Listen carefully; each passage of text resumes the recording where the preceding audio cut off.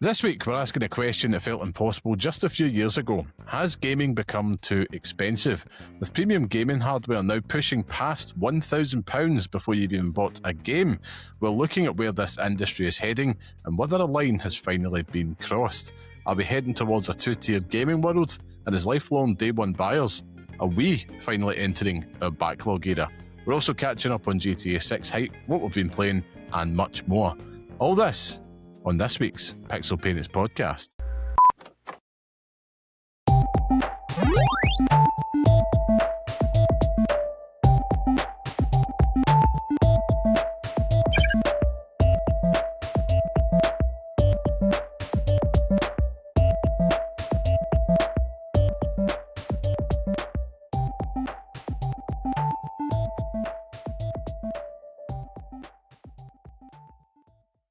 Hello and welcome to the next episode of the Pixel Painters podcast, the show that discusses all things gaming from the perspective of parents. I'm your host, Liam Kirkkelvin, and today I'm of course joined by the bearded one, Scott, the tastemaker Curry. How are we, Scott?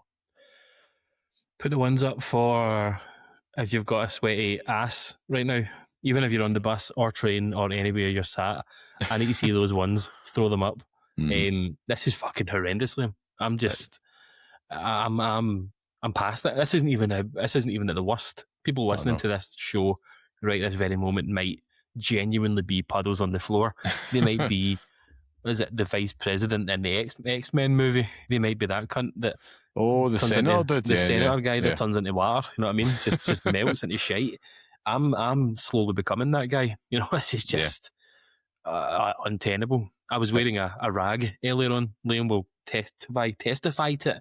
I was wearing a fucking wet rag in my head earlier, like Rabsy Nesbitt, cutting about my house like an arsehole, just trying anything to cool myself down. Ragsy Nesbitt. But apart from all that, Liam, it's actually been pretty fucking decent. Yeah. But, my wife is still pregnant at moment of recording. Me and her stayed home from the family holiday, so father and mother-in-law took the wee one on holiday this weekend. So we had 4 days to ourselves.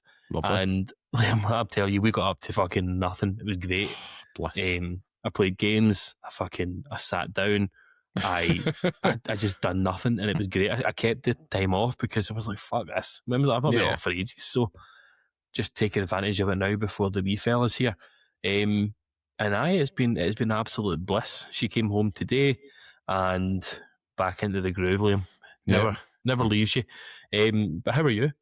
I'm good, man. Same as you. You know, it's swamp ass season. It's not great, man. Like I shouldn't have that much moisture in that part of the body. You know what I mean? Like it's at the point where if I was to sit in a hard plastic chair, there would be a series of imprints that I leave behind as soon as I stand up, you know? Just a huge Bobby imprint. Exactly. Two cheeks and a fucking a sausage in between. Honest to God. It looked like a Venn diagram that's been pulled apart. You know what I mean? That's what it would look like. Forcibly removed. What was I going to say? I had a thought the other day, Liam, right? This is completely off topic, but fuck it. We're going to get to the good stuff soon, ladies and gentlemen. Don't you worry. But me and my wife were talking on the subject of male dogs being not what's the fuck, what do you call them? Neutered. And what's their terminology, right?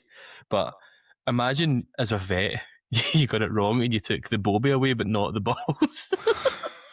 It's like there's something about that that's so funny. Like I kept on saying that, like the boy dog in the family, I was like that. Yeah, he's just got balls but no cock. But something about it was just fucking killing me when I was thinking about it. But it's just stupid shite. Aye, that's it. But it's been a hell of a fucking week, man. Been a hell of a week. Yeah, it's going to be intense for yourself, man, but exciting. I should also add, I wasn't even talking about that. Oh yeah, well, talking about everything else. You know, the fact that we reported news at the end of last week's episode that changed after we fucking posted the show. It's like it's fucking horrendous. It's the downside of having breaking news on a weekly show, I suppose. But it's always good to get your 2 cents, and I'm sure the people listening and watching appreciate it, to understand, you know, what do two idiots think about this? That's a niche that's very rarely covered these days. There's lots of experts, but we want to know the idiot take, and that's why we're here. We're serving that need out there. Serving idiot. Serving munt. Exactly. But like I say, it's still an exciting time. I was going to say serving gunt. Serving gunt. Last week I did say it was the penultimate episode, which was true at the time. However, because I am the master negotiator, I'm going to get this man for another week. So you'll have him this week, and then next week we're going to have the big old send-off. So think of this as your little Scott Curry bonus show in between things. I'm going to come back for flying visits. I'm going to just have like a segment on the show. For like five minute segments of me just dropping in going, Liam, I'm dying, mate. Help me. I've not slept in 5 days. Help me. I would take that. Just kind of like, Blair Witch style updates of your newborn life. But yeah, I would say, because I think I might have probably put out the wrong message last week, the podcast is still going on week to week. I'll still be here. Scott's just taking a little baby break. I'm not going to say who, but we do have a wonderful guest lined up, a big time guest, someone that gets this show inside and out. You're going to be very, very delighted, and I'm very excited to have them back on this show. While Scott is away, like we says, Scott's actually going away to stay up. He's not going to sleep for many weeks on end. So just going to stay up all night. I just can't wait for you to return with the bags under those eyes, man. You're going to look like me. I've already got them. As a wee secret to the show, I had actually bought eye cream recently. Mm-hmm. I've been taking, and Eva Longoria taught me this on a show, it is hyaluronic acid under my eyes. So I've been putting that shit on and done fuck all, mate. But I've also got one of those stupid masks that you put in the freezer. Put it over your eyes and shit. Nah, mate. Right. I think I'm just naturally fucking raccoon-eyed. I mean, the good thing about that mask is you could just whack it on your taint and kill yourself down in this weather. So I mean, my bobby through the eye holes. For fuck's sake. Oh, dearie me. Well, on that note, for those old and new, this is the Pixel Parents podcast, which is a weekly gaming show by parents discussing all things gaming whilst raising little ones. And you can get new episodes every Friday on YouTube, Spotify, and Apple Podcasts. So please go subscribe to us on YouTube out there so you don't miss, as we just mentioned, our very tired faces. You can also get us in Blue Sky at pixelparents.bsky.social or email us at pixelparentspodcast@gmail.com. We also have a free Patreon, patreon.com/pixelparents. Go there, you get bonus stuff, all the rest of all that jazz for £0, and we'll keep it that way because shit's getting expensive. And we also are on Reddit, r/pixelparents. If you can, drop a wee 5-star review or share this podcast online with your friends, as so many of you heroes out there do. Really does help us out. And of course, a big, massive, heartfelt thank you to everybody that does join us each and every week. Now, Scott, before we get into the pipe bomb main topic, right, I'm going to keep that good stuff, but I just want to know, right, because there has been a lot of stuff happening this week, and one of the big things is there's been a certain game, just a small game nobody's talking about, had to, revealed a cover art, by the time this goes live, probably a trailer, but I just want to know, just to check in, how hyped are you for Grand Theft Auto 6? Who'd have thought that a game's cover art would bring us here, Liam? Like edging us all to fucking finishing. It's just ridiculous. Like I'm fucking buzzing for it now. I can't wait. If November feels like a fucking age away, but it'll fly in. It even got me so hyped that I sat and watched all the old Grand Theft Auto trailers with my wife. It's just like, look how terrible Grand Theft Auto 5 looked when it first got announced 14 million years ago. Showing our scenes from Red Dead Redemption 2, just like, oh, baby bag. But I can't fucking wait. Nobody does it like Rockstar. No, I just can't wait to see. And there's so much we've yet to know about this fucking game. It's just the unknown. Like the next 5 months could be fucking revolutionary in terms of what's happening. It's incredible. Yeah, I mean, I'm with you, man. I think that sums it up perfectly. Nobody does it like Rockstar. So much so, I've went back to replay Grand Theft Auto 5, as I usually would do at least once a year. But it's what's exciting me most about 6 is the density of it. I think there was a screenshot that went by. They showed like a little pull away shot of Vice City, and there was a real life picture next to Miami, and it was just like, this is hard to tell the difference. I mean, obviously, you sit there and study enough, you can, but I'm like, this is going to be leagues above anything that we've seen before. And I'm just more excited to do the mundane, like wander the streets and stuff like that, go in between like where the shopping areas are, just kind of go about everyday life in this world that they've built that we're going to probably live in and really get to know back to front for probably another 13 years or probably longer. But I, same as you, went and watched the old trailers. I think IGN put up a video of everyone ever. And it was just a lovely trip down memory lane because these things are moments. You know, they really are. I mean, we're spoiled beforehand, but there's such a nostalgia for me, and you'll probably feel the same way with Grand Theft Auto 5, just because where we were at in life at that point. Just finished university, graduated, and we just had this absolute massive exhale to just sit and enjoy GTA 5. And it was the lead up to GTA 5 was fucking incredible. I think it was Dan Dawkins and some other guy used to do GTA 5 o'clock, and it was basically just going through like the news that had come out about Grand Theft Auto 5 around that time. It's like you can devote an entire show to that. Like, it's just crazy talk, man. It's one of those ones where it's special, and I know it's not everybody's cup of tea. I don't accept that it just has to be a ubiquitous huge hit, but it's going to be a huge hit because you're going to get a lot of casual gamers back in for this. Indeed. Like, they will turn up, they'll buy the boxes, you name it, and there'll be days off taken. There are already reports of some small businesses closing on the day. Me myself, I've got my holidays in, so I will be taking off that launch Thursday and Friday, and we'll be having some fun, I'd imagine, Scott, in the lead up to GTA 6 and also on that week. Who knows? Watch this space. But there's so much opportunity around it. There's people out there on TikTok and stuff talking about how this is going to literally launch their career into the stratosphere. And it's so big, like there's an economy around this game, which is fucking madness. But I'm very excited. We fully expect the 25th of June when pre-orders go live, there'll be another trailer. Like, they'd be daft not to. So by the time this goes live, it'll be out in the wild. I loved it. I thought it was great. This is kind of like my Atlanta Falcons moment from The Simpsons. But I'm very much looking forward to it. We all know what we're wanting. I don't think we're going to get it. I'd love it if we did. But let me know, future Liam, if we did get the trailer. That welcome to Leonida, welcome to Vice City, and it just talk you through stuff. But they've got months to ramp up the marketing. And I think all they have to do is put out a little story teaser. It could even be a minute. This thing's going to shatter records. Fun fact, there was a trailer in GTA 5, and you remember it. It was just a trailer for each one of Michael, Franklin, and Trevor. And that was kind of like one of the big trailers they pushed out just pre-launch. That had about 1.6 million views, I think, on the Rockstar, or 16 million views, sorry, on the Rockstar YouTube. The cover art video from last week has over 160 million views. That's fucking frightening, isn't it? Insane levels. There's kids that were born before this game was even starting development that are now born and will buy it. 100%. It's crazy. I know we're fucking talking like, teens, but they'll still fucking do it. You know what I mean? Oh yeah. I showed the trailer of the first trailer to my wife, and she was like, she couldn't believe that, Jason and is it Lucia? We're shagging in it. It's like, I didn't realise it did that. It's like, me neither. But they're going to push the boundaries of it. You're going to get like another big GTA Bobby in there. They're going to push the boundaries to levels you've never seen.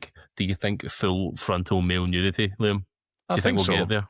I think we get equal opportunity nudity in that game, to be fair. That rolls off the tongue quite nicely. I definitely think they're going to push the boundaries in that regard, but I think they're going to handle it with a little bit of taste and less crass, because I think they'll want you to buy into the relationship.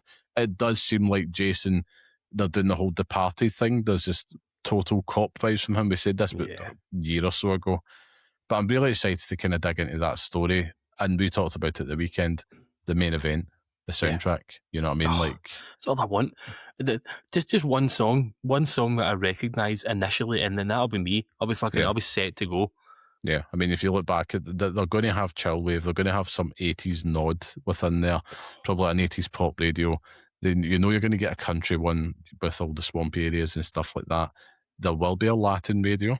All I really want is something of that Latin, but I need a funk soul radio. Without that, it's not complete. But I mean, GTA Vice City, they wrote the book on it. You know what I mean? That's the blueprint in it. Let's just give me more of that, and we're good to go. Yeah, but I mean, all the hype is. It feels like I'm in this little lull just now. I'll get to something else that I played after it, but I'll take you down a little tail first. Started going back to GTA 5, which is immense on the PS5. And I think last week they also made PS4 and Xbox One owners to get the next gen versions for free.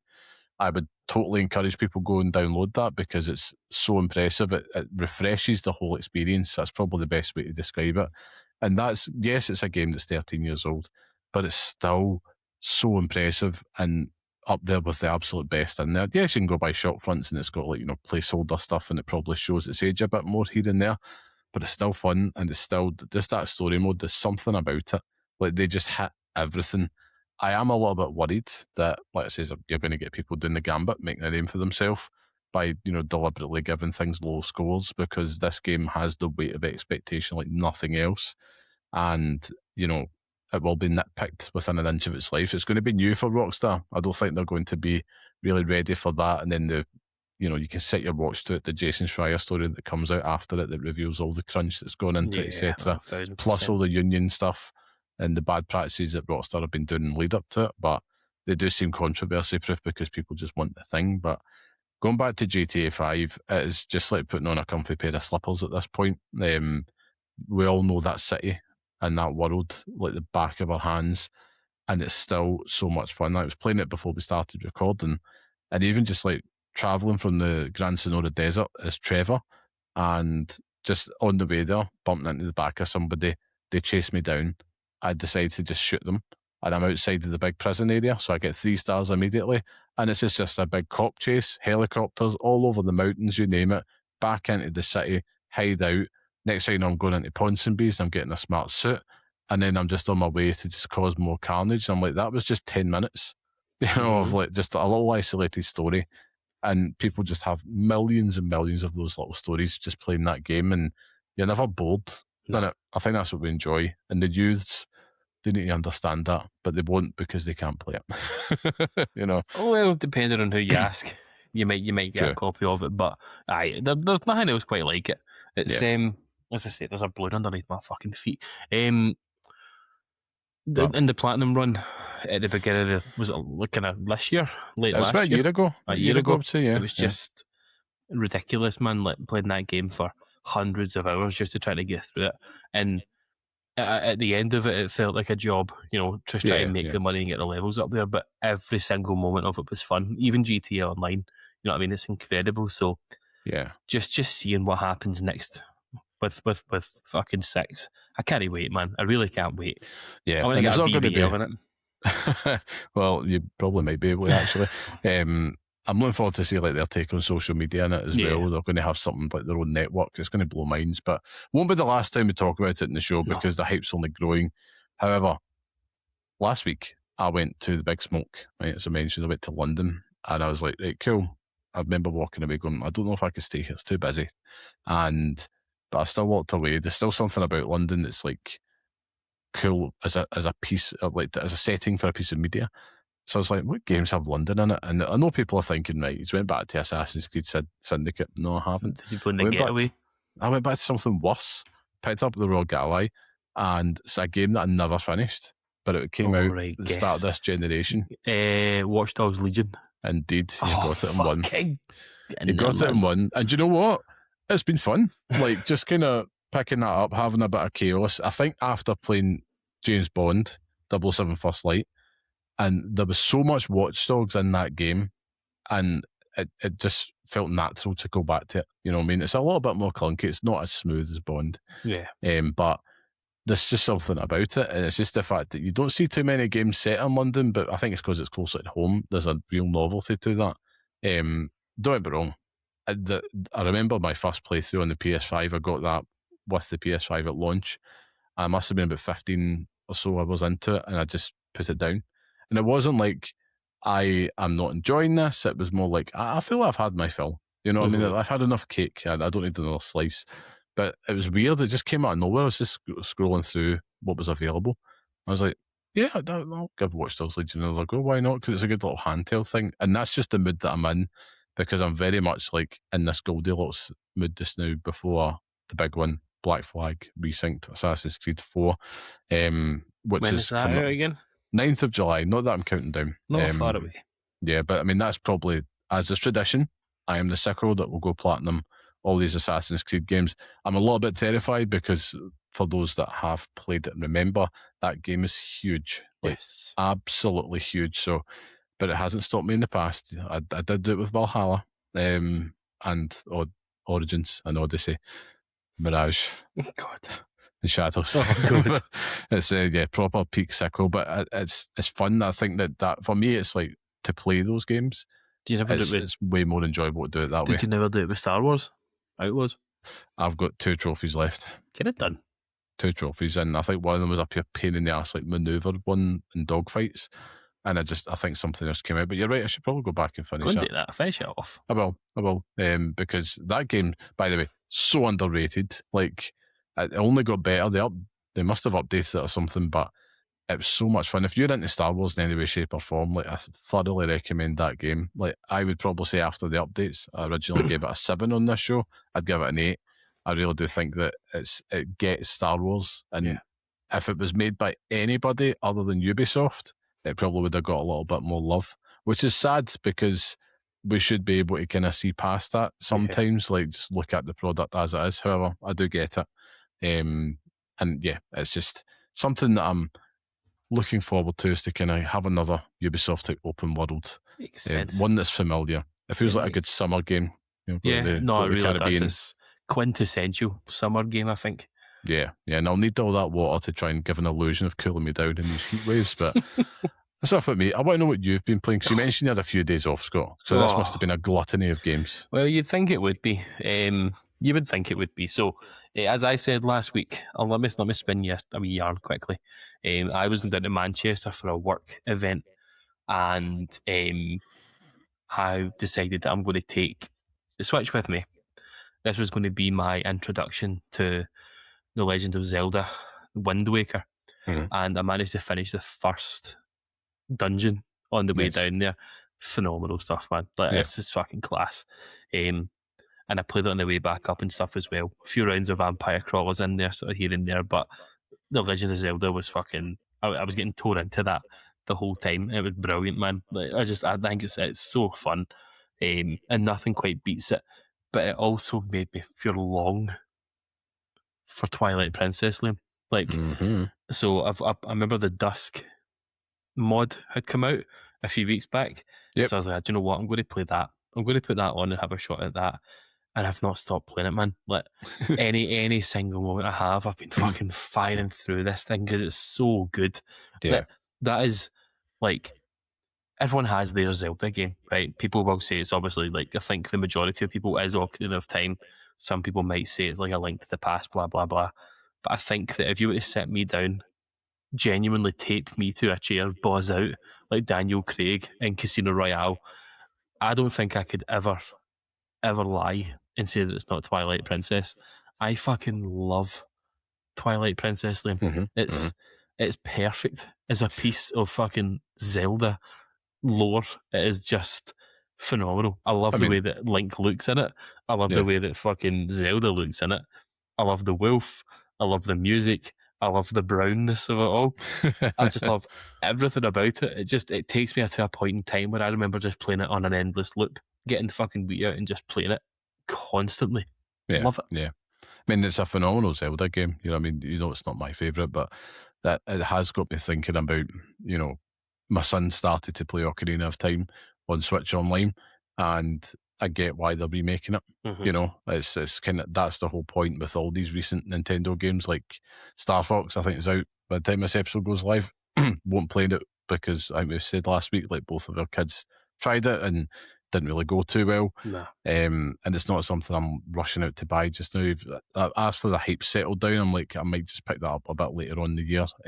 But it was a frustrating experience, but that's why they're remaking all this, because they're trying to get it in the hands of that new generation. You know what I mean? It's not about us. Completely necessary. Even this mod, it's just like, it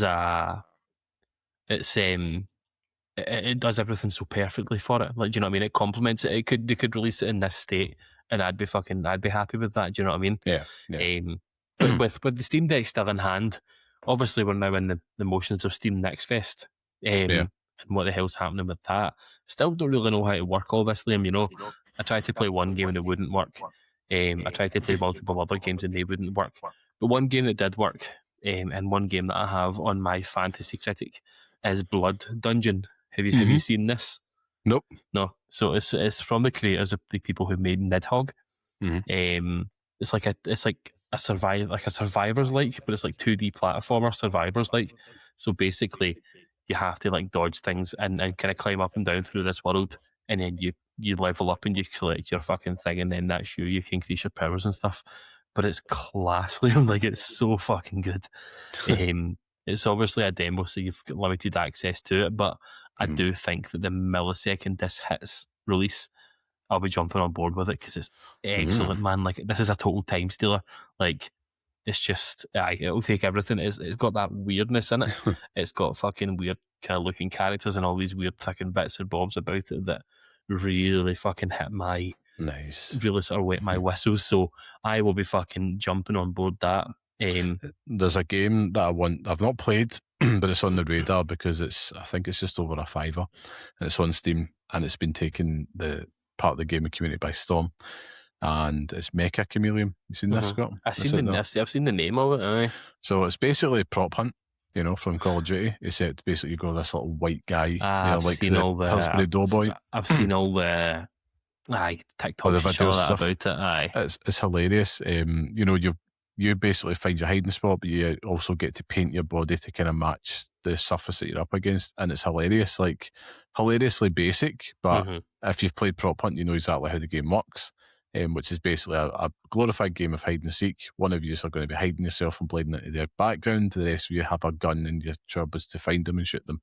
I think old time on the TikTok, he did a lot of prop hunt content, and he's now moved into Mecha Chameleon, which makes a lot of sense. But that's one that I've kind of got on my radar for this weekend potentially. We shall see. But because it's multiplayer, I'm just not sure. There was news to say that it's sold like fucking millions of copies already, like 5 million copies on Steam so far. That was 2 days ago, which is crazy talk. So mental. Fair God, that's what we're saying though. We're talking about game of the year. Like, you can just have games like that come out of nowhere. Like, it's just it's obviously the game of the year has already been revealed this week though, Scott, because Iron Galaxy have announced that they're doing a port of Black Ops 2. Of course. So, sorry, I should have. All bets are off. I should have remembered. I should have remembered that was one.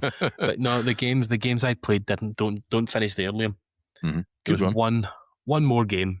Yep. And I think that if you had to guess all the games I have in my library, all the games that I potentially could play, you'd never get it. Never get it. So I'll give you a minute. Released last year. Princess Peach? Nope. Is it a Nintendo game? It is not a Nintendo game. Is it a PlayStation game? It is a PlayStation game. Getting warmer. Is it a PlayStation exclusive game? No. Wait a minute. I pass. I can't. That's as far as I can go. So I'm shite at those games. I don't think it is. No, it's not a PS5 exclusive. The game that I was playing was Hell Is Us, Liam.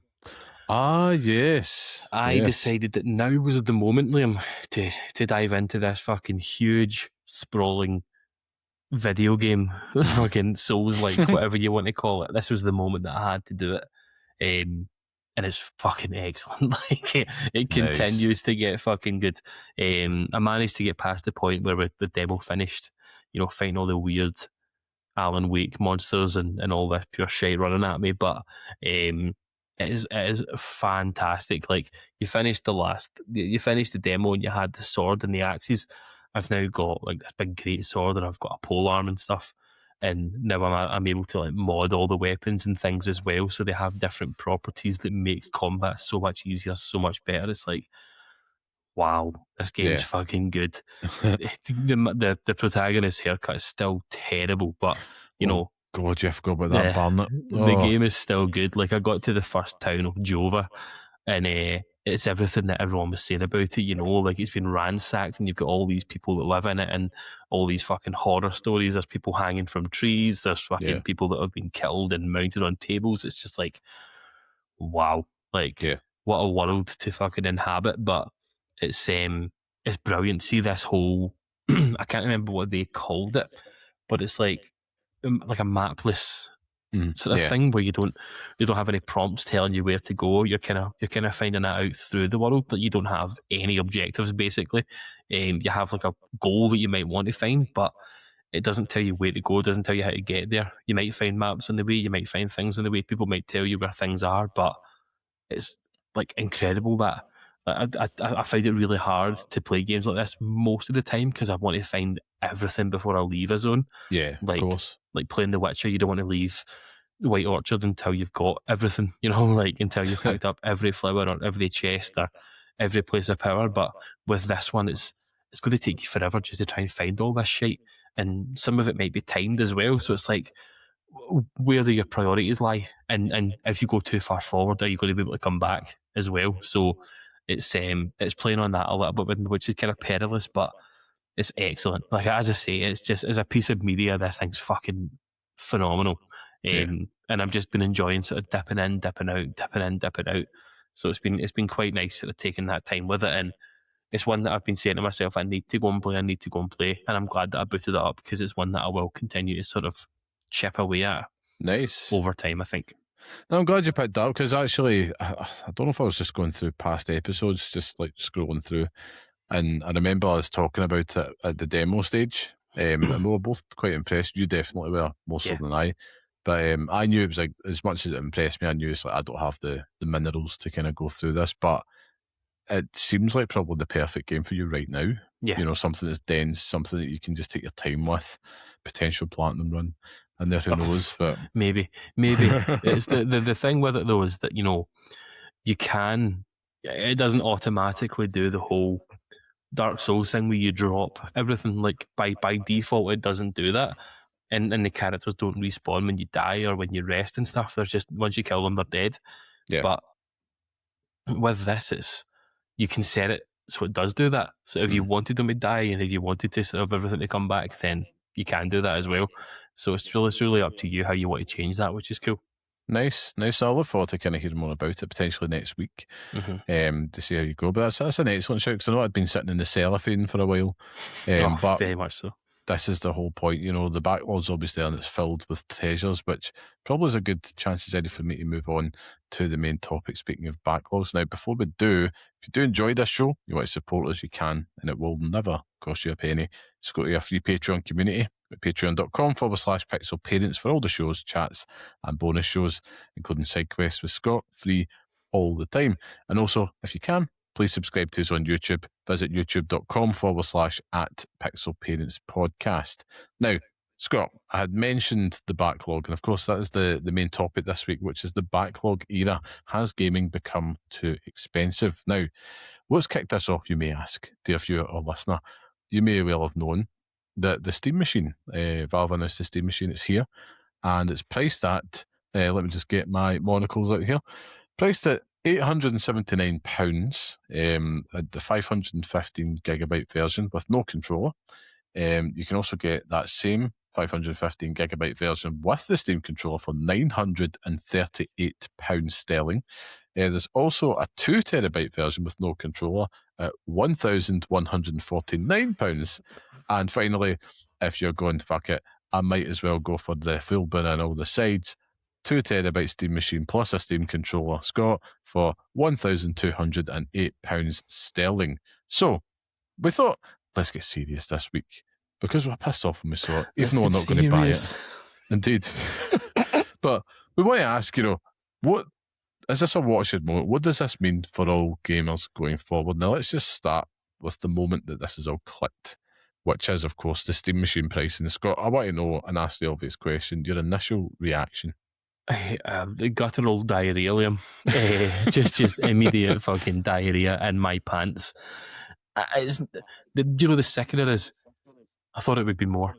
Like, I genuinely thought it would be more. That's the one thing with it, is like almost justifying it. So it's, oh, well, do you know what? Yeah, it makes sense. 879 quid for the base console. Base fucking console is mad. You know what I mean? Yeah, you effectively may as well not have that part and just go for the Steam controller and shit as well. Like, what's the point in having that there? Like, it's crazy talk. Like, you're not. I understand people may be like, oh, well, I'll use my Xbox controller, I'll use my PlayStation controller, but what's the point in buying a new console and not the controller with it, Liam? I don't get it. Yeah, I mean, I think they're probably just trying to cater to those that maybe didn't get the controller, but I think it's also just a little bit of padding the sticker shock that you're seeing here. Obviously, we know, right, the price of components and memory is absolutely through the roof. And I think Steam have since come out and says that obviously we didn't want to originally launch it at this price, but we have to. And that also just makes me think, it's like, well, why the fuck did you? My initial reaction to this was, not guttural diarrhea, but more like laughter. So I'm like, my initial thought was laughing and then just simply fuck off. Like, I think everybody was the same. And don't get me wrong, they're not aiming this at me, right? I was never going to buy a Steam machine. However, I feel for a lot of people that were excited, and I think we need a good Steam machine to work as gamers within the hardware space, and we need that to be successful. Right now, though, I feel like this is the total canary in the coal mine. The specs of it, according to Digital Foundry, is kind of closer to a PlayStation 5. I'm not saying it's just like it. I'm just going rehashing what they said. I've not played it, not touched it, but it has made me think, it's like, why the fuck would somebody, an average gamer, go pay that price for that, where they were probably more attracted to the PS5 right now, which has already increased in price. And obviously, we're used to seeing things come out and prices go down, and it does feel different from previous generations because of the state of the world. Like, these very companies that are driving the prices up are the same ones pleading poverty and going, oh, we have to, there's nothing we can do. It's like, you just can, like, eat the cost, because why the consumers are continually eating the cost across everything now. And I do feel like a line has been crossed here in terms of pricing. We're going to get to what it might mean for other things going forward, but with this price in mind, Scott, it's clear that the days of three-figure, below $500 or pounds consoles are a distant memory, right? Even the PS5 Pro, 750 quid, I think it was, is a distant memory. That seems like a steal now on current pricing. But the big question here is, right, are we now officially, as gamers, majority entering the backlog era? Are we going to be now just buying less in terms of new hardware and stuff? I mean, hardware, yeah. I think that naturally has to fucking happen. As things get more expensive, as console generations get longer, the backlog era only gets worse. The big concern is just the fact that we've got more games than ever before. If you're listening to Jeff Keighley, we've got at least 9,000 games this year already. So it's 9,000 more games onto my fucking backlog. I was going to say, it's it's almost as many games as he had adverts in the show, but anyway. Just about as many apologies as he'd have to give to me to fucking me accept Highguard and what happened with it. So bad. 9,001 is the number I'm looking for, Liam. But no, I think that it's just it's just crazy. Like, just with the Steam machine and stuff, like, I was reading a Eurogamer article about it, and one of the points of it was just, it runs like a base PS5. You know what I mean? You still have all the sort of foibles of PC gaming with graphics and all that pish, but it can upscale, it can do the fucking job, and if that's what you want, then that's what you want. Yeah. But yeah.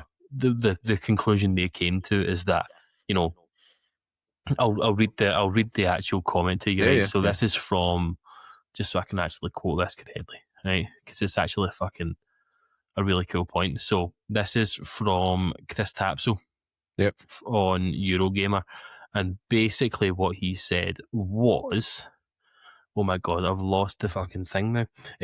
But basically, so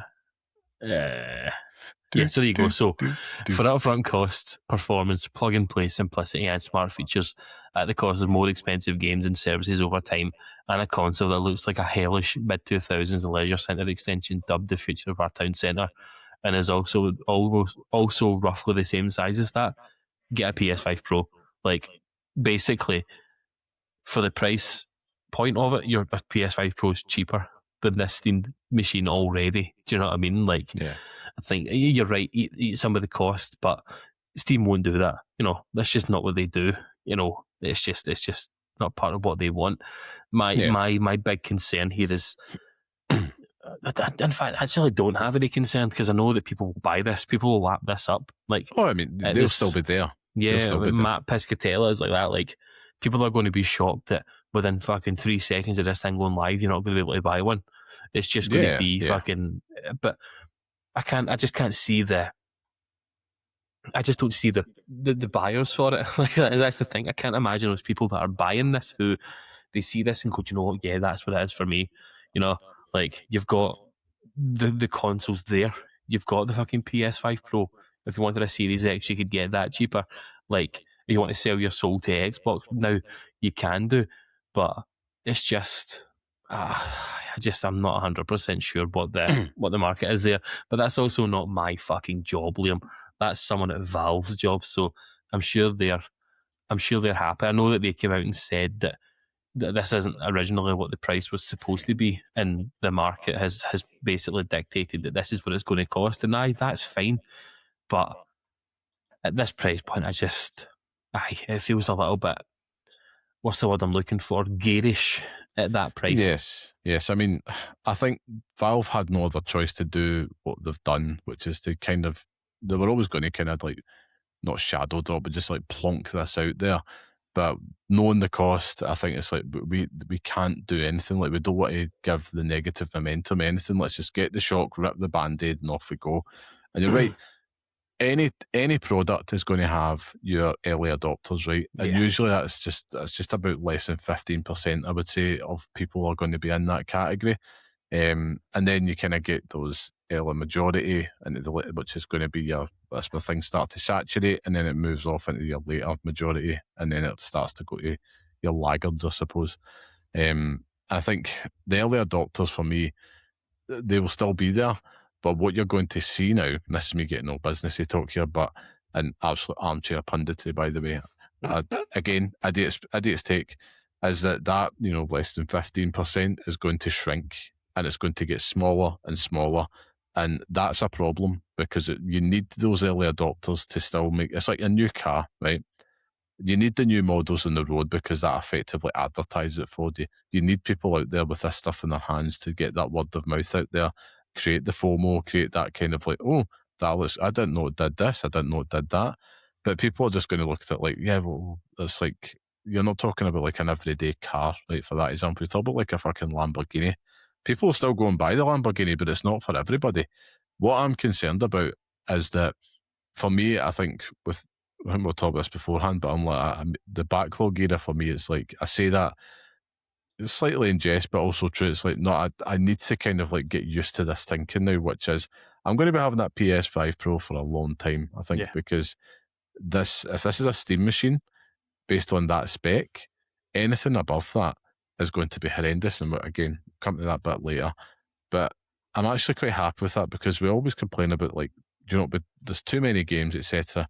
And it's not that I won't buy new games, but it's the fact that, just getting comfortable with this generation, staying here and looking backwards instead of looking forwards, instead of like any other time, any other economy, we would be sitting here now talking about PS6 and the new Xbox coming next year, probably starting to make our hustle moves and saving and all the rest of that. Now it's like, I don't want to be able to like experience these things on like some outrageous line of credit to be able to do it. And I would never advise that people do that. You know what I mean? Do it if you want to. But I think that we will start to see much less people buying this hardware. And if you look at the software part of it, we're about to find out, and this probably could be confirmed by the time this goes live, the pre-orders for GTA 6, the pricing. Rumours going about this $89.99. I still have faith that they're just going to go, do you know what, let's just put it out at standard pricing, because they know they're going to make bank anyway. Yeah. And they might do like different editions with GTA Online or something. I don't know, so I'm not going to speculate, but we could start to see that as well, which is damn. Even the big experiences are becoming more expensive, so it is all the more tempting. And it's because of the pressures around us as responsible adults. Things just aren't getting cheaper. And what I'm worried about is, and we spoke about this in previous episodes with the big cost of gaming chat, you should dig it out. It's a good one. But it's like, I think we're now really starting to see, we talked about early adopters, which are always there, but I think you're generally going to see a big hard split now with a two-class system for gamers. You're going to have the premium hardware owners, which will be an increasingly smaller but more wealthy group of players, and then everybody else. And I do wonder if it does start to become a real divide, and if, console gaming as we know it does just become a bit like PC gaming in that regards. Does it become more of a backwards looking movement, a slower movement? Because you're going to have the people that can just get the shiny new. We were in that category. I don't think we're going to be going forward, because we're going to bulk at the prices, because it's only going up. That's the thing. Like the Steam machine, this is the price today. That thing will have a price increase within 12 months. Like, unless some angel out there bursts a bubble or takes out some big orange clown, I don't know. But in case somebody does that, this is not going away. You know what I mean? Take no responsibility for whatever happens. But the amount of money that they're hemorrhaging into AI, which is driving up the costs, etc., this isn't going anywhere, and things are going to inflate more and more, to the point where it's just like, well, when I quote or paraphrase, perhaps we'll have a coupon day. As I say, as Gennaro said in Jurassic Park, this wasn't, part was designed for everybody, not just for the super rich, but I don't think that's happening. Just now, but I'm segueing clumsily into the other part of this problem here. So you've got more expensive hardware. You've got potentially an increasing two-class tier of gamer, effectively. And then it waddles into the creator problem. You know what I mean? And this is kind of where my mind is at.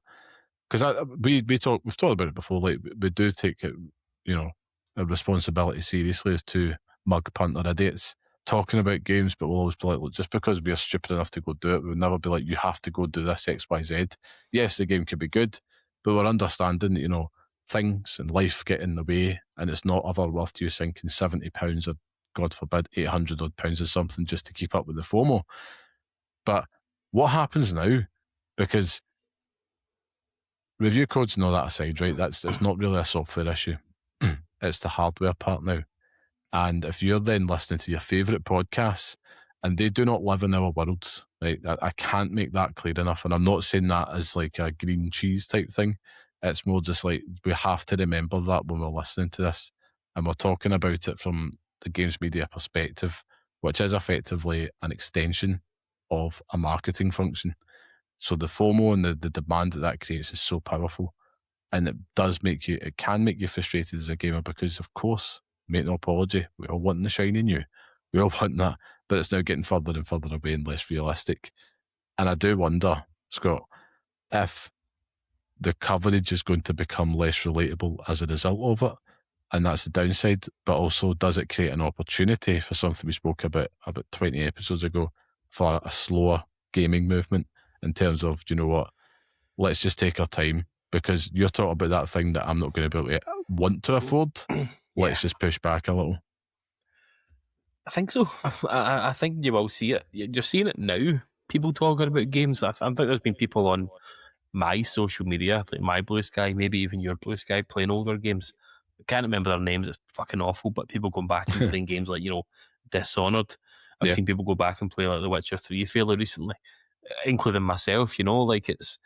Give a shout out to Simon. Simon, that's who it was. Yeah, so it's like there are people there that are going back and they're playing these older games, and that's great. Like that's what we're so fucking in tune with playing everything. We're talking about September as if we have to play every single one of these fucking games the millisecond they drop, because we want to be in that conversation. But Liam, we don't.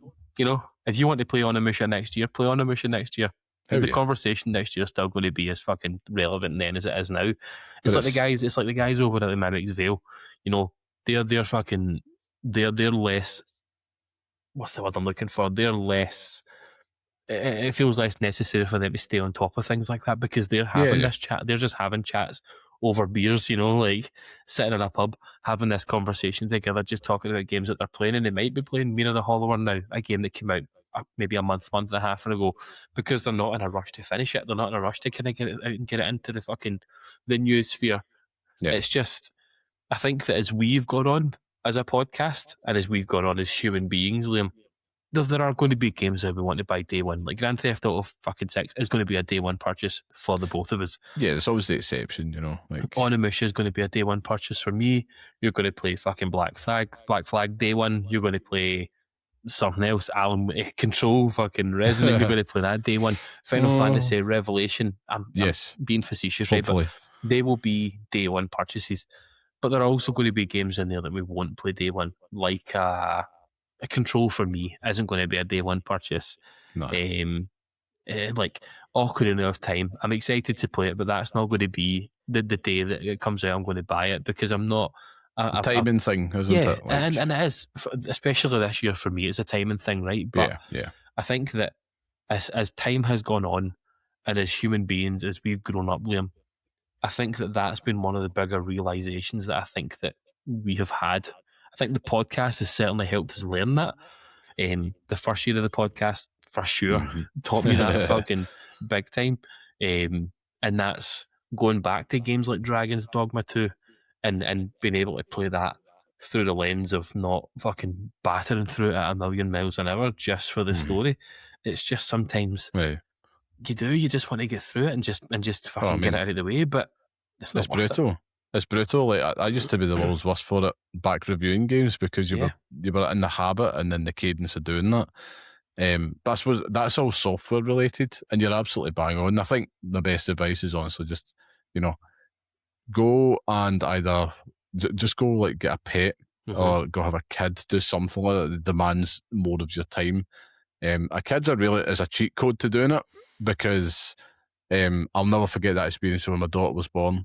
And that was the real kick in the stones that you needed, which is that has to stop because you're skint, absolutely skint. And the first game I managed to buy, not even day one, but close to it, was Jurassic World Evolution. That taught you that appreciation again. Yeah. And it's okay, like the world doesn't end.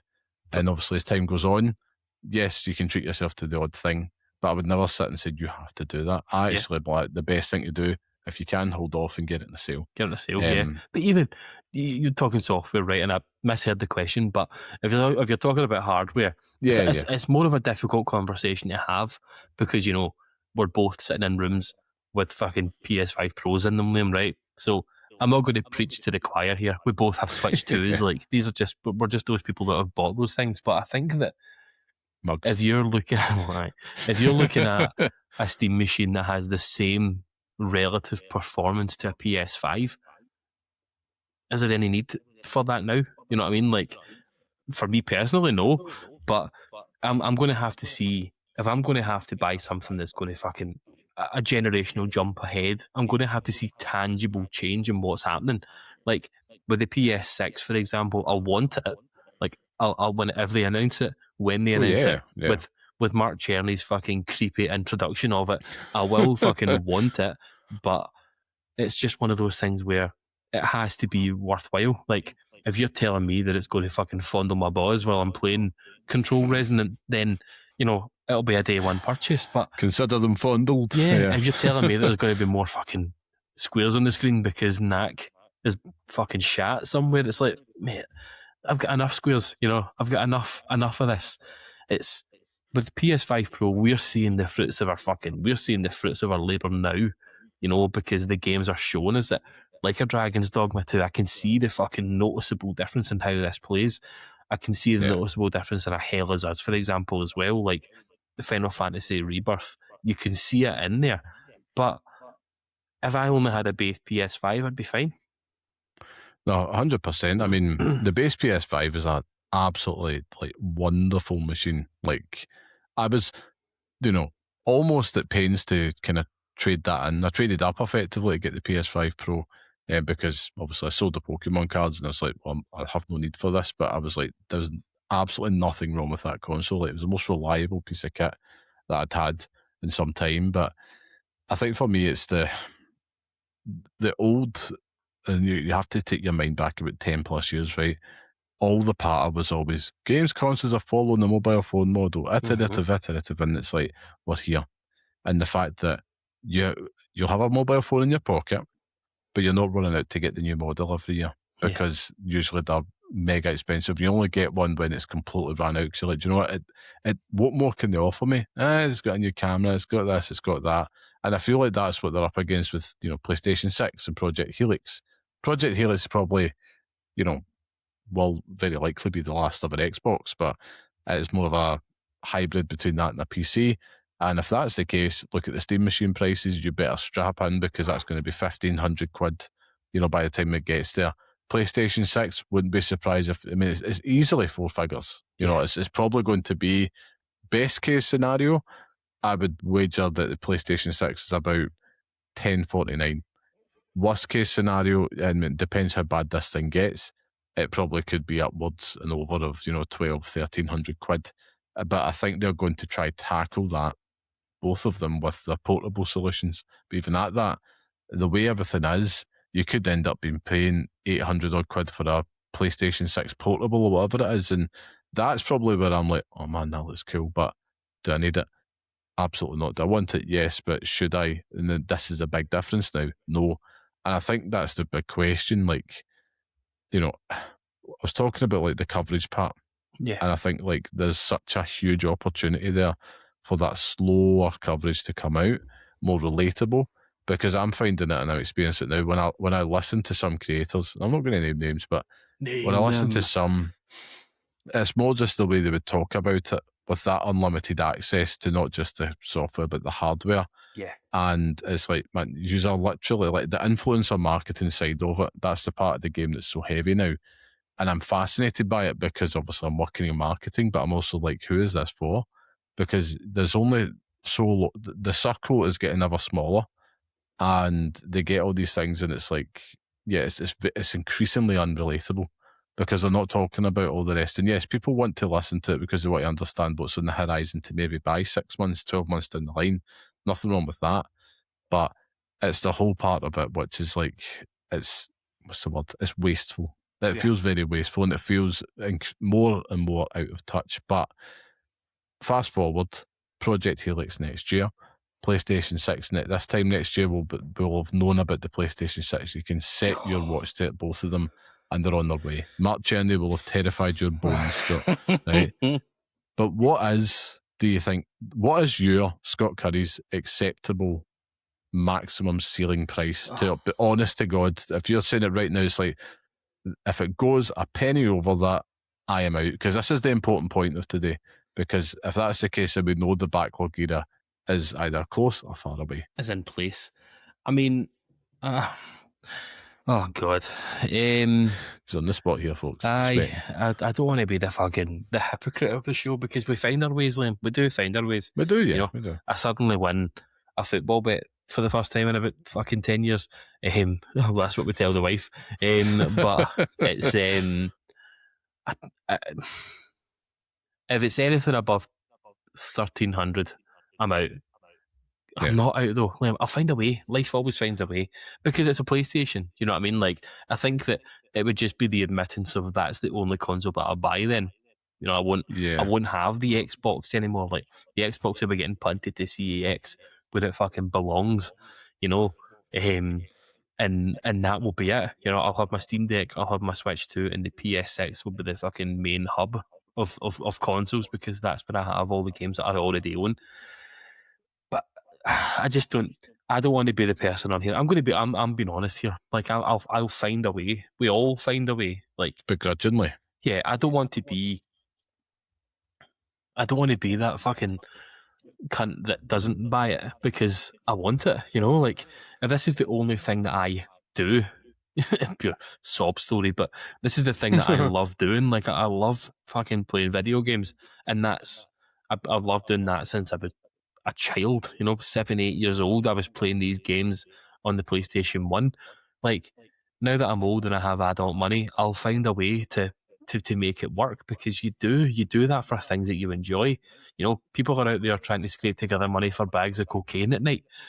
Some people are trying to scrape it together to, take holidays to Greece, or get hair transplants, or fucking season tickets, whatever, season tickets for football matches. Like, these things are all getting more expensive.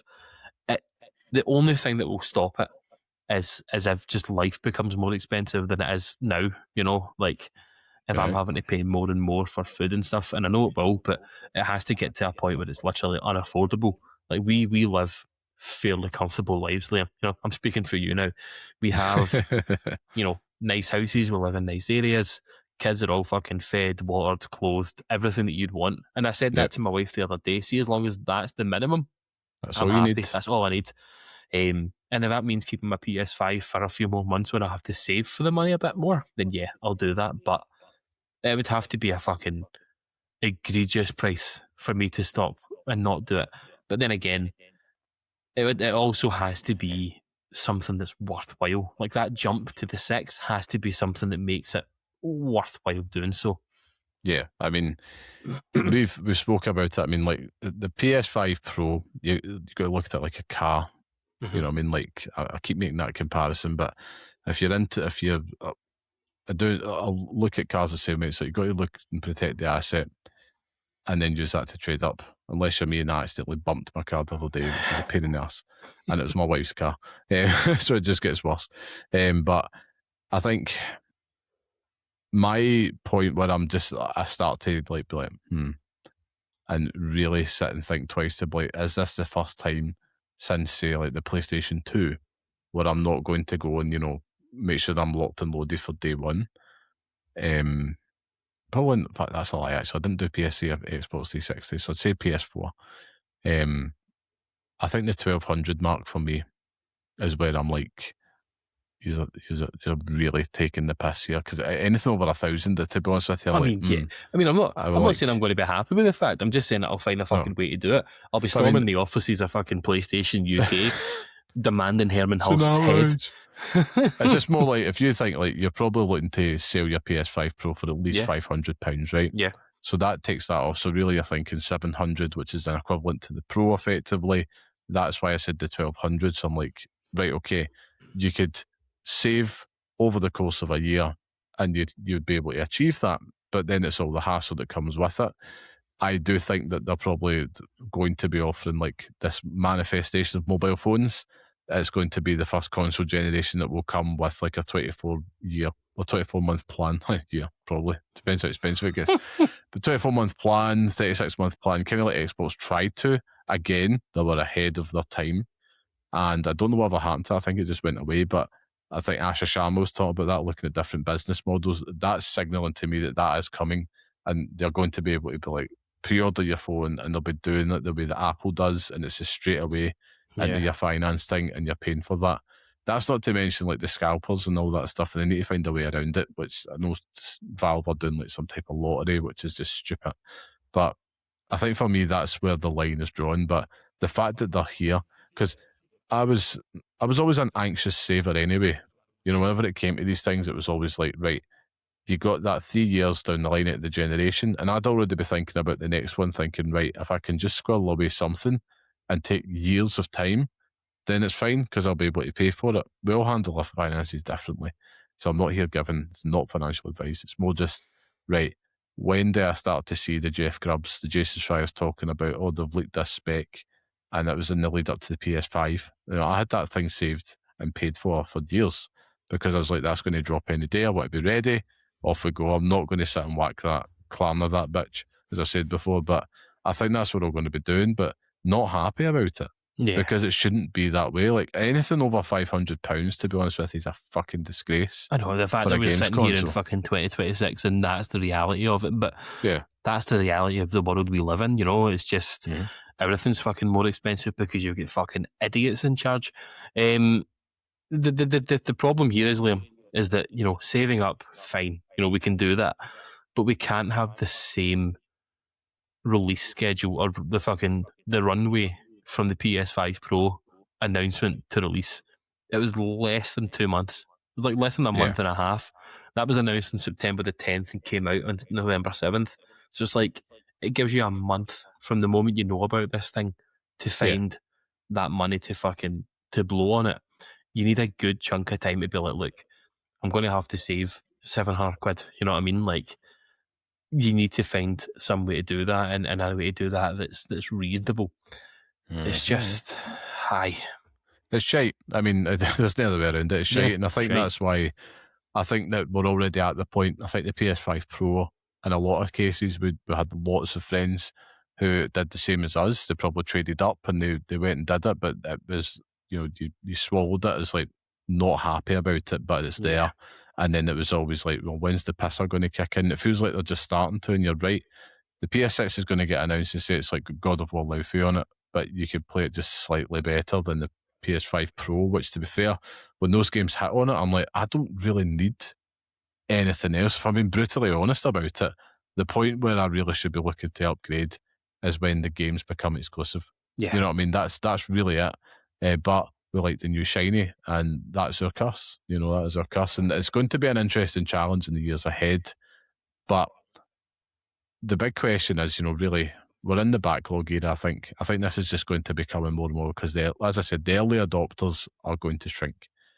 If I were Sony and Microsoft, right, and I'll put the question to you after I've said this here, I think that what they should do, and I'm not saying this is a stingy bastard, I mean it from a sensible position, is delay that next generation as much as they can, because it's going to make their own profitability go like much, it's going to go higher. Because what they need to do is they need to sit out the Trump presidency. That's what they need to do, right? They also need to just see if this bubble is going to burst, because it's unsustainable. And the focus is on the software. Basically, just make sure that you've got the games, you've got the pisser and all that. I feel like they've barely tapped 10% of what that thing's potential is, and extend the current hardware to other means. So if PlayStation are going to drop a portable, just make it a portable device. Don't link it to PlayStation 6. It will sell better. You know what I mean? Just do that as a halfway point before you get to your PS6 and your Project Helix. And yes, they might be expensive, but I think you can get away with people. The demand is there, and I think people would be more willing to spend, £700-800, maybe on above £1,000, say, right, on a really decked out, no pun intended, handheld that is purely for those console gamers that want something new and ready to do it, as opposed to 1,500 and above. I'm nodding here, right? I'm nodding. Did you say that they would be willing to spend over £1,000 on a handheld? No, up to 1,000. I says if they're going to do it and the way the components are, I think they're probably better just taking that one. I'm not saying all gamers will. That shrinking early adopters, they'll go do it, so they can have their cake and eat it if they want to launch something and extend the generation. I'm saying that's the way to do it, because the Project Helix and PS6, you could be talking about $1,500 the way pricing's going. Yeah. And that's the scale, because that's just like, guys, this is unacceptable. That's like industry crash level of pricing. So, you know what I mean? Answer me this then. If we're saying the cut-off point for a PlayStation for between the two of us on average is about $1,250, right? Yeah. It's just cut it down the middle. What is it for Xbox then? Pass. I'm not getting a Project Helix. It's zero. I think that says everything you need to know about them. You know what I mean? I think Project Helix is, honestly, I think they're going to do something really fucking stupid, and I think it's going to be like £2,000 or something like that. Like, I wouldn't be surprised. I think they're going to just be like, do you know what? It's going to be so powerful, it could run everything in your house, plus your toaster. And it's, it could run your office. It's going to be overspec, like within an inch of its life. It's probably more targeting the high-end PC users to try and get them in the Xbox ecosystem. And I don't think that this is a project for everybody. The PlayStation 6 is where I'm worried, because that very much is. It's like we're targeting every living room going here, but they're going up against a Nintendo. It's like, you know what? Yeah, it's not the most powerful, but we're starting to now find a sweet rhythm, thanks to our partners at Capcom. I mean, but it's like, I agree with you, but I do think there's a hierarchy there. You know what I mean? Like Nintendo, there is. Nintendo is always and still between general punters. Like we look at Nintendo in a different light to what my mother-in-law looks at Nintendo. Nintendo was just the console that's there in case the kids want to play it. Like she would buy it. If I told her that the kids wanted a Switch 2, she'd buy it, and she would have Wii Resort, and that would be it. But the PlayStation is the main event. You know what I mean? Like, regardless of price, people will buy it because you have to have it. It's just something you have to have there, even if you do have the Switch 2 there to complement it. I think that's the Helix chat is a fucking huge concern. because it's You're right. I mean, it's we're looking at a future of Xbox where in 5 years, do we still see them fucking farting out consoles, trying to scrape together games because they can't do it? I don't know, and I'm not going to say anything more about it because every single time I mention Xbox, people bad shout at times. me. But it's I just think that you're talking about the future being a more an increased life cycle from these consoles, and we've been screaming for the fucking heavens for that for ages. Do you know what I mean? I would love for them to come out and say, look, even just for the base PS5, and say, look, we're not doing anything for about the next 4 years. We're just going to continue putting out good quality games, because you're seeing trailers for these games captured on PS5 Pro, and it's perfect looking. Like, if you want a stronger Xbox, you need to make games for that fucking console. Like, that game has nothing on it. It's just a Game Pass machine. I'm pointing at it. I'm pointing at that fucking thing over there because it's like the Green Goblin mask over there just begging me to sell the fucking thing because it's pointless. Like, it's just keeping it for Gears now because now I can only play it on there, and that's what they should be fucking doing, is making shit that you want to play on it. It's just... And they're just going to get rid of all the studios that can make the stuff that could... Honestly, man, I just can't. But it's... I don't consider Project Helix as a serious problem or concern. But if it's not, Liam, if that's not the case, why then? Like, I mean, they're not. I think this is the last hurrah. Like, I think I said this a couple of weeks ago. They're probably going to go down like that more, bougie PC type route, and that's fine. They'll go get somebody that plays in an esports team, right? And that's cool. Fair fucks to them. But I think they've already says we're happy over here in third or fourth place, behind Steam, behind Valve, and it's just like, we're happy over here. It's cool. We'll take what we can get, and I think I've accepted that, and that's gone. I still will enjoy the services that's available when I can make use of them. Right now I'm enjoying Game Pass with Forza and stuff like that. The PlayStation has a much different problem, and it's because of what you said about your mother-in-law there, right?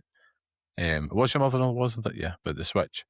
And that's the thing. Picture anybody's, like, people in a family of that age, or even like somebody. Everybody has like the old dad or the old mom in the family that maybe is interested kind of in gaming. They play Crash Bandicoot in the past, and there's usually young ones involved. They walk into the shop, right, and it's like, I'm just going to get something for everybody. I could get that PS6 there. It's like fucking £1,200. Oh, man, but Switch 2, what's that? Say at the time, 600. I got college it, I'll just go for that. Is it the best version? No. Is it scratching that itch? Yes. And that's how I think that they will, mark my words, they will go on to market dominance as number one if they stick to their guns and do that.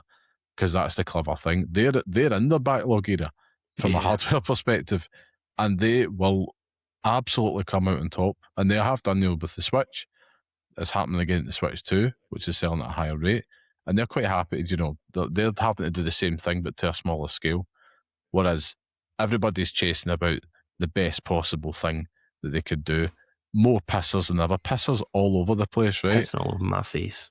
Exactly. And that can only take you so far. I think we've reached the echelons of it just now in terms of a console gaming perspective. Yes, if you wanted the absolute highest end, go to PC. We've always known that. If you can be asked, right? Yeah. I think I've reached my limit of PC gaming from a handheld perspective because it does what I need it to do. And I'm going to be playing games in the backlog or older games. I'm not playing the new shiny stuff on that. But it's going to be a bit of a painful time because habits are going to have to change because the world is changing around us ultimately. And I think that's laughable. I really do think it's laughable that they're putting these things out at these prices. I think all of them, anything over 4 figures is a fucking joke. Yeah. You know what I mean? Outside of a PC space, I know Steam Machine is a PC, but I think anything out of that is a fucking joke. No, fucking lump the fucking Steam Machine in there because it's a PS5 at the end of the day. Yeah. PS5 with a fucking Steam sale on it.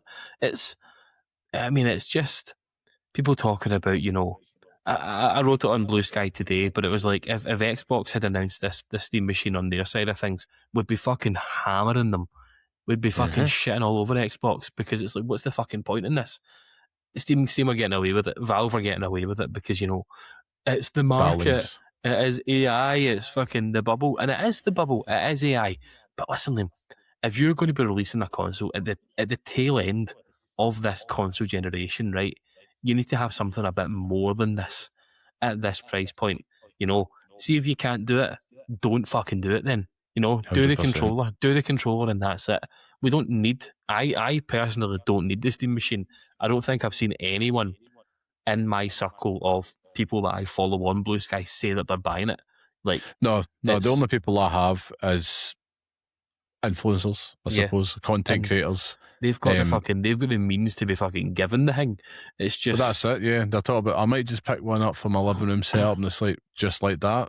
Yeah. And the thing is to highlight as well, the content creators at that level, like, if you're listening to it, chances are you're fucking paying for them to do that as well, which is something else, which is going to give. I do worry for some of my favourite creators, because I'm like, man, this gravy train, it will stop because people are running out of fucking money. Yeah. Even from like a comfortable position, it's like everybody's tightening their belt. They're cutting their cloth because of like you mentioned, shopping and shit like that, and all this other stuff comes in. And it's like, the priorities in life are always there. Like you says, roof over your head, food in the belly, bills paid, sorted. All the rest of that can go. And if you'll chip away the smallest thing first, that wee £5 Patreon thing that you're chucking to a creator that's, living the high life in it, and your dollar, that will go. And I think that's what I worry about, because it's going to create like a very different media environment and landscape as well, and something that's getting increasingly more small. And that sucks, because we need them almost as a proxy for ourselves to live vicariously through them. Like, what's this stuff like? That's the ultimate reason for it. But I just need to know, Liam. This is the only thing I want to know about this Steam machine, and it's, are you fucking buying the thing? Like, genuinely, are you buying this thing, and why? Like, if you can go and buy yourself a fucking PS5 or an Xbox or a PS5 Pro, why are you not doing that? Why are you buying this Steam fucking machine instead? I get the whole fucking Steam sales and the Steam, all that other pish. Just buy a fucking Steam Deck then. You know what I mean? Like, it's just... Leave that. You might as well buy a Steam machine at the price of the fucker now. I mean, I suppose so, aye. But I just... Do you know what you could buy instead, though? Right? Something that's well cheaper. An iron. That is also a Steam machine, right? 40 quid, sorted, right? A minute. And how much was the... how much was the Steam machine now? 800 odd quid. What one you want? Just the base model? Just give me the base model. 879 quid. £879. So £879. We'll divide that by, we're calling it 35 pence these days. Live gamer math here happening. So you could buy 2,511 Freddos instead of a fucking Steam machine, Liam. Well, there you have it. I could probably eat 2,511 Freddos in one sitting. Aye. See, you give me a cup of coffee, they're gone. That's like a Costco run. You're like, that man. Did I go through all that already? I'll be shitting out Freddos for the fucking rest of my life. They'll come out looking like the wee cunt. Tell you, man. That's I think you're going to start getting that comparable thing. And do you know what? Chalk it up whatever you want to. I mean, no judgment. If you can, fair fucks to you, man. Fair fucks to you. I think there's probably, if you're going to get the Steam machine, if you really want it, if I was in that space myself and I was in the market, at that price, I'd probably thinking, let's just save a bit more and let's just really, screw the nut and really try and push past it to get myself a higher spec PC rig.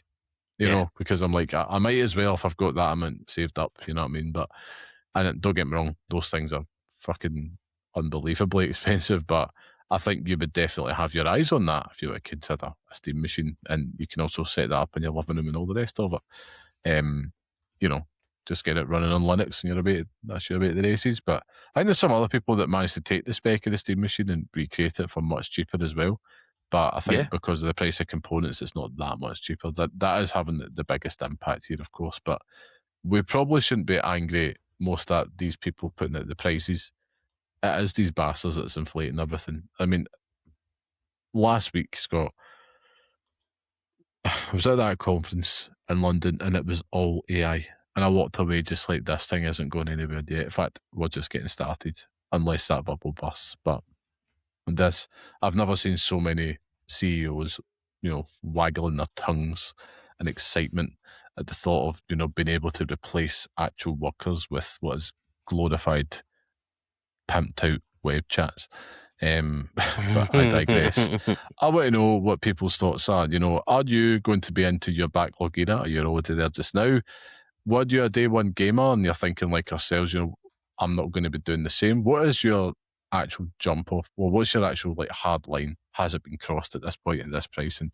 Let us know in the comments below as we do. Now, so I give everybody a reminder that this month's Pixel Pitch replay, we've got 1 week left on that, and the game for June 2026 is Tetris Effect. For those unfamiliar, it's our video game book club. We're inviting all our viewers and listeners to join us as we're replaying the top 100 games from the Pixel Picks list. Each month we'll give you a game, we'll select it at random, and we'll reconvene at the end of each month for a wee chat on how we rediscovered or finding out for the first time what made these games very special together. Like I said, it's Tetris Effect this month. 1 more week to do it. We'll announce next month's game on the show. But if you want to leave your thoughts, go to patreon.com/pixelparents or write to us as well, or even in the comments below, whatever is most convenient for you. But Scott, we have waxed lyrical about, the ongoing doom pricing that's happening in video games, but I want just a wee lighter note before I wrap this podcast. Scott, tell us a joke. Tell us something funny. Tell you something funny. Hydration breaks at the World Cup. Oh God, tell you something funny. Fuck. Something lighter. Something lighter. This is where he cracks a fart. Do you know, I'll tell you a little story. So at my Manchester trip, I had, my wife is very pregnant, Liam. I don't think I can hide that from the group. And it was, a struggle to leave. It was very much one of those things where if the inevitable was to happen, how the fuck am I going to get back? I am at mercy of Northern Rail, and good God, let's hope nobody is at mercy of them. So, inevitably, it got to a point in the evening where I was like, I should probably stop drinking, man. I should probably just not have any more beers. But that also coincided at the same time as the leader of the group deciding that we were going to go and do karaoke. A little place in Manchester called Bunny's Karaoke, which is like an absolute dive, filled with emos singing fucking weird songs like anime weirdos, right? And the minute I walked in, already ready to go. I was like, I just want to go up and shout as loud as humanly possible. and that for me became jumping onto karaoke. The millisecond I got there, kind of red stripe in hand, get me on that karaoke next, barkeep. I want to sing Break Stuff by Limp Bizkit. And I've got to tell you, I could actually probably be Fred Durst in a previous life, because if this is what it feels like, if this is what that concert, what was it? That concert that he was in, there was a Netflix documentary about it where basically they fucking destroyed everything. Was it Woodstock 99? Yeah. 99. See, if I was there, I don't think you'd have America anymore, man. The whole place would have been fucking destroyed. Everyone went fucking ape shit for it. I just remember shouting, "Give me something to break," at the top of my lungs. And it felt great. It felt so good. Nice. There is video footage floating around somewhere online that I need to try and source just for the for the content, because it's so good. You all know what I'll be doing immediately after the show's wrapped up then, and we'll have our ways, Scott, to try and find that footage. But excellent. So that was good. I like a wee positive note. I hate it when we have the serious discussions. I like a wee bit of a lighter note to end things on. But on that lovely light note, it does bring us to an end to this week's podcast. So thank you once again for joining us. And remember, go support small independent games media however which way you can. If you like what you hear and enjoy the podcast, all we ask that you please share on social media and tell your pals about us. If you can, leave a wee 5-star review as well. It helps us out. It makes a huge difference. And also, if you want to support us, go to our free Patreon community at patreon.com/pixelparents to support the show. You can also subscribe on YouTube. Scott, test time. Where can people find you online if they wish to talk about more Limp Bizkit renditions? Limp Bizkit, get the fuck up. I am on Blue Sky, llamaman.bsky.social. If you last ride me in the slobber knocker at least 10 times, I will become a playable character in SmackDown versus Raw. Oh, and SmackDown Know Your Role, whatever one it was. Nice. You were right. You got that at the end. A very, very good callback. It was just brilliant. Me, you can find me on Blue Sky at camlight.bsky.social, where I'll probably just be putting the world to rights. There's been a lot of crap happening in the world, a lot of things to laugh at as well. But yeah, enjoying just kind of speaking to more people on there. Just some lovely people out there. Just add a little bit of positivity to your day, which is always appreciated. I want to give a big massive shout out and thank you to our producer and music man, very talented and handsome Mr. Sean Murray. Just please go show him some love. Check out his work on Instagram at Bare Hands Designs and barehandsdesigns.com. And you can listen to the next episode on all major podcast platforms. Follow us on Blue Sky at pixelparents.bsky.social. And of course, write to us at pixelparentspodcast@gmail.com. Wherever you are, please like, share, subscribe, play some damn games. Until next time, stay safe, stay sane, and thanks for listening. Liam, is Thomas the Tank Engine a steam machine? He is, actually. He is, and I'm a fat controller. I couldn't tell you. Fucking the Ringo Starr. Oh dear.